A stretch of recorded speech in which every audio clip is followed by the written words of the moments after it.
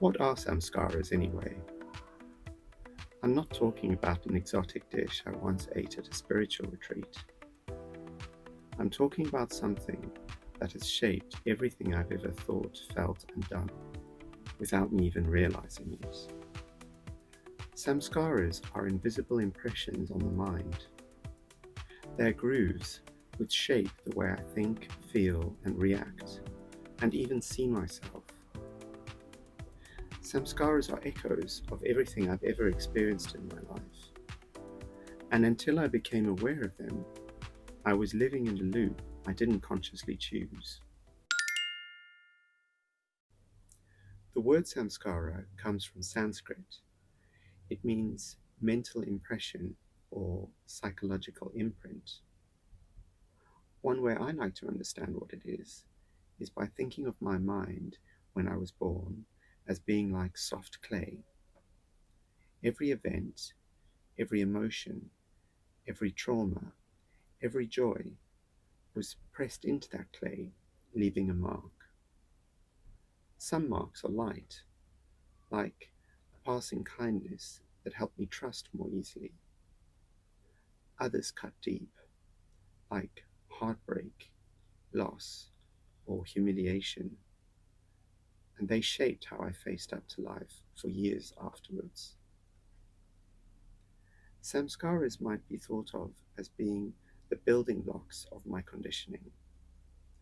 And one idea I find compelling is that they might not be just from this lifetime.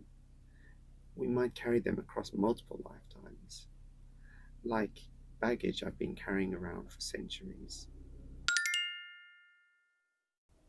For a long time, I thought I was making my own choices.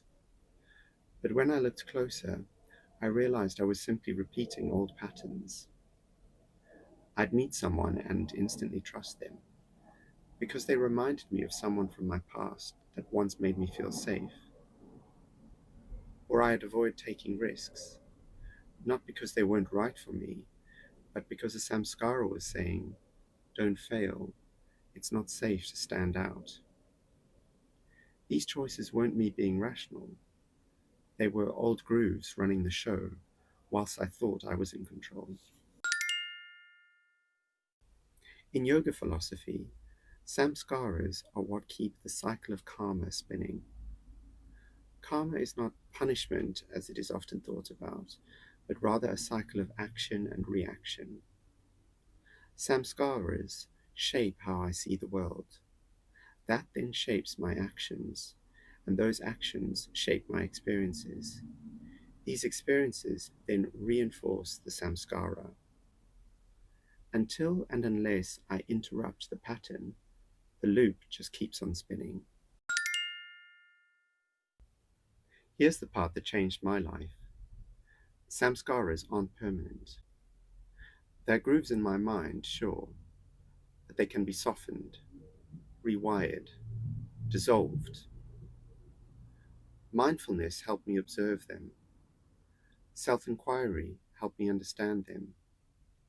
And then slowly over time, I could notice my triggers and choose to respond differently. Only in hindsight at first, and then more and more in the heat of the moment. Every time I chose to pause instead of react. Every time I chose a new way instead of the old groove, a new one started to emerge, and a new way of being started to form. I used to think freedom was about being able to change my circumstances. Now I see that real freedom is about being able to see my patterns without judging them and stepping out of them. When samskaras no longer rule my life, I stop living on autopilot.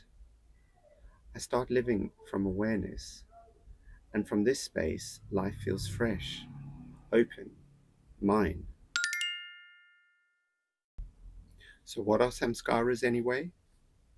For me, they're the fingerprints of my past, which used to shape my present. And the moment I start seeing them clearly, I no longer have to be a prisoner of my own mind. I can be free.